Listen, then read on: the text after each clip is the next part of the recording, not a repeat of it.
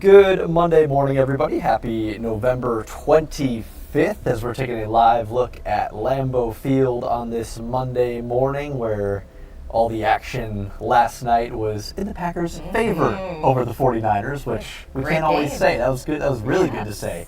They had a season high in terms of points scored, which was great to see. Josh Jacobs had 3 touchdowns.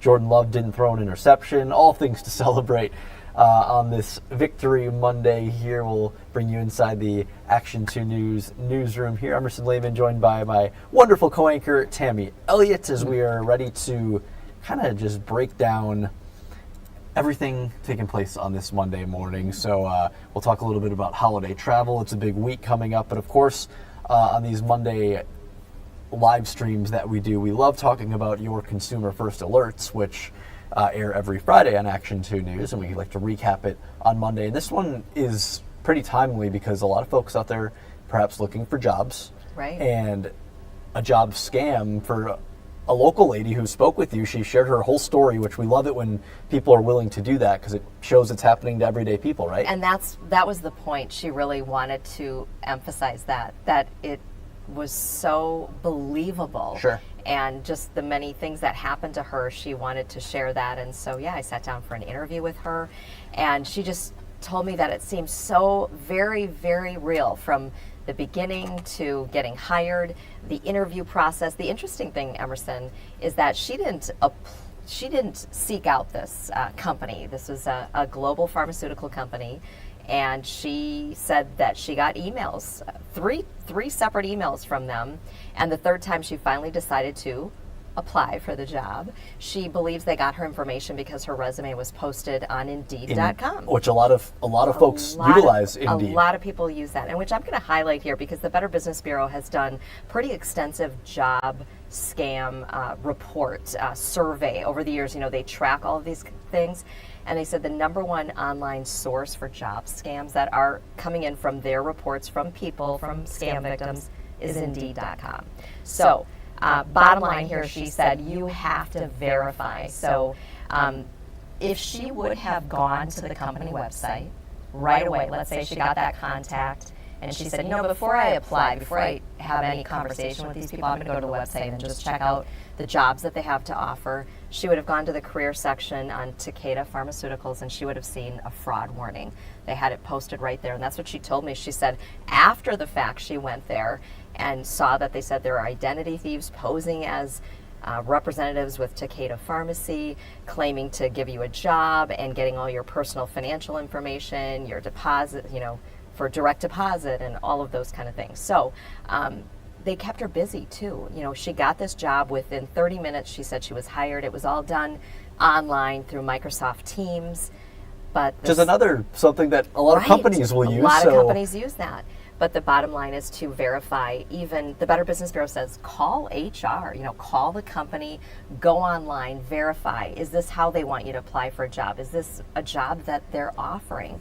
So, she did all the right things right as soon as she found out. She figured this out. She called police, as a matter of fact, Green Bay police, and an officer came over, took a report. She was still online communicating with these scammers, and she was hoping they'd be able to catch them in the process. But, the officer said it's just not really that easy.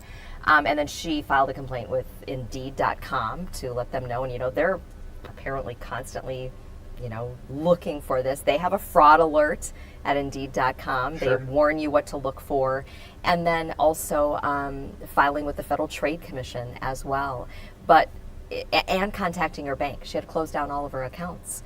So, that is the risk that she has now, is the risk for identity theft, because these scammers have all that information. All of that information. So she really wanted to get out there and let people know, verify. Don't just accept an email from someone and think, okay, I'm going to apply for this job. And you have to have some sort of real contact, and also verifying with the company. Go to the website or call the company and do that. And you always say in your reports, and this is obviously hindsight now that this is over with, but if it seems too good to be true, like the fact that she was hired so quickly and immediately started getting all these assignments and whatnot. And then in your report you had shared, as you said, they offered to pay off her credit card where that red flag came up. Too good to be true, right? Absolutely. And that was the thing. I've covered a lot of different job scams, and that right there, they said first they would pay off her student loans. And she said, well, I don't have any student loans. And they said, well, then we'll pay off your credit card debt. That's just a perk of the job. I hadn't heard that one before. And she said that right there, she thought that was odd. She thought, what company pays off your credit card debt? That was the red flag. And that's when she got suspicious and she realized. Well, we're grateful that she was willing to share her story with you and alert some other folks out there to try and avoid something like this. And we always appreciate those consumer first alerts, keeping people informed and hopefully saving you money. Don't want you losing all that hard-earned money, especially around the holidays. You got gifts to buy, so make sure you're avoiding scams like that. And speaking of the holidays, many of you perhaps are going to be hitting the roads this holiday week, as we have Thanksgiving coming up on Thursday, and AAA is expecting it is going to be another record-breaking year in terms of holiday travels. Take a look at some of these numbers right here. Nearly 80 million Americans expected to travel for the Thanksgiving holiday, 71.7 on the roads and 5.8 million by plane. Worst times to travel, Tuesday and Wednesday afternoon, folks heading out of town to get to their holiday destinations. The best time to travel is Thanksgiving Day itself. So something to keep in mind if you are planning to travel near or far this holiday season. And you're also going to want to keep an eye on the weather that will be taking place this holiday season. As Steve joins us now at the First Alert Weather Center. And Steve, you have been tracking, you've been first alerting us to everything, tracking it, folks wanting to pay attention to what's going to be happening weather-wise as they plan to hit the roads maybe Tuesday, Wednesday, Thursday to go visit family for Thanksgiving. I think we're going to be lucky here in Northeast Wisconsin as we go through the midweek in the sense that I don't see any big storms impacting travel, at least locally. Wednesday, it's a busy travel day. It's the day before Thanksgiving. If you're heading down towards the Chicago area, down towards St. Louis, the Ohio Valley, you're probably going to hit some rain. If you are heading out towards the East Coast, Thanksgiving Thursday looks pretty wet, and for some folks in New England, it'll be snowy. But I think in comparison, for us in Northeast Wisconsin, our weather should be a lot quieter.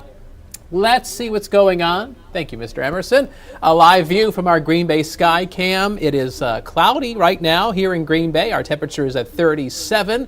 Hasn't really budged much since sunrise with a north-northwest wind at 10 miles an hour. This is First Alert Viper Max, and there's a little bit of some spotty light rain across eastern Wisconsin, especially in around Manitowoc and Kewaunee counties. It's been raining in northern Door County as well.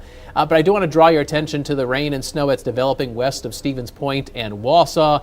That's going to be arriving as we go into the midday and into the afternoon. For us in the Fox Valley, it looks like primarily rain showers, but at the tail end of the precipitation, we could have some wet snow mixed in. We're not going to get as much snow compared to folks in the North Woods. This is First Alert Viper Max's estimated snowfall. And basically Langley County up to northern Marinette County and into upper Michigan, a lot of folks picked up a slushy 1 to 3 inches of accumulation.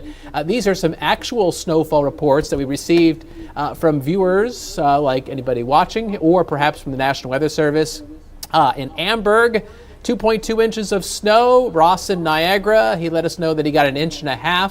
And the same amount fell in Athelstane, 1.3 inches of snow in Mountain. And just literally as you guys were finishing discussing Tammy's report, I got a few more reports that came in from the National Weather Service. Let's see here. No, of course, we've lost that information here. Oh, there we go. This is Argonne here in Forest County, 2.8 inches of snow.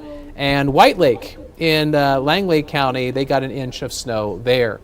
The snow that fell last night in the North Woods, it's my understanding it's been melting and compacting a little bit this morning because temperatures are near the freezing mark. So if you didn't measure your snow right away at sunrise, it's quite possible that it's less than what you actually got last night due to the melting and compacting. Some more snow is possible for folks in the North Woods until 3 o'clock this afternoon. Those counties that are colored in blue, which includes Forest and Florence counties. You're under a winter weather advisory. Another wet 1 to 3 inches of snow may come down through the afternoon. So that's where in the far north our severe weather outlook is in the low category. Some slippery travel is likely. I know Maria Parmigiani's been keeping an eye on that traffic situation in the North Woods. And elsewhere, including the Fox Valley and over towards the lake shore, it's going to be mostly rain with a little bit of wet snow mixed in late in the day. So I think in general, your severe weather outlook is going to stay very low. So look for some scattered showers mixed with some wet snowflakes this afternoon. And that mixing will be courtesy of temperatures tumbling from the low 40s down into the 30s by the time we wrap up this afternoon. So we've got a front pushing across the area. There's the precipitation behind it, the rain and the snow. And behind that front, there's colder, blustery weather across the northern plains. Back across the Dakotas, temperatures have fallen back into the single digits and teens. That's just a taste of the air mass that we're going to be dealing with over the next few days. So these high temperatures on First Alert Pinpoint Predictor, they're mostly morning and midday highs. Low 40s in the Fox Valley, 30s to the north and west. There's that rain and snow pushing in our direction. 1 o'clock this afternoon, up through about 4 or 5 o'clock, that's when you can have some wet snow mixing in with those rain showers. So it is possible as parents are picking up kids from school later today, you could have some big fat flakes mixing in with that rain. And then the precipitation should be winding down towards the evening drive time home with clearing skies tonight. I would say an additional inch or two of snow is possible across the North Woods on top of the slushy snow you got last night. And of course the totals farther south where it's milder will not be as extensive, perhaps a slushy coating on the grassy surfaces. And then the colder weather settles in on your First Alert Super 7-day forecast. We're looking at highs in the 30s tomorrow and Wednesday and Thanksgiving Thursday. There might be a couple flurries Wednesday and Thursday, but that really shouldn't cause any travel headaches for us. And then a reinforcing shot of even colder weather comes in Black Friday and into the weekend as our high temperatures drop back into the 20s. I'm sure the wind chills during that stretch at times will be in the single digits. So we're going to be wrapping up November, heading into December with some rather cold air we haven't felt so far this season. A couple of quick nuggets of knowledge before we wrap things up. Tomorrow evening, we've got the downtown Appleton Christmas Parade, and skies will be partly cloudy. It's going to be blustery during the day on Tuesday, but towards sunset, that wind should weaken, which is good news for people who are going to the parade. Temperatures will be in the upper half of the 20s. And I want to give you a First Alert update on our next Packer game. It's on Thanksgiving, taking on the Dolphins. And I think those Miami fans and Miami football players might feel like a fish out of water, so to speak, pun intended. Dolphin, not really a fish, is it? Anyway, temperatures are dropping back into the 20s that evening with wind chills in the teens. It's going to be a little bit blustery at Lambeau Field, probably colder compared to the 49ers game. So hopefully people are dressing warmly and enjoying themselves with their layers of clothing. It's going to really be feeling like the frozen tundra. Yeah, for sure. And hopefully we'll use that to the advantage because Chris Roth in sports this morning said the Dolphins are hot right now, so we got to cool them off a little bit. The tundra will put them on ice, Steve. So those are two words that you don't usually hear next to each other: hot and dolphins. Hot dolphins. That's an interesting one, isn't it? On. All right, Steve. Thanks so much. We will wish you all a happy Monday. Steve's going to go get ready for Action 2 News mid-morning. You can watch that at 9. We'll take a live look at Manitowoc this morning. Make it a great Monday, everybody.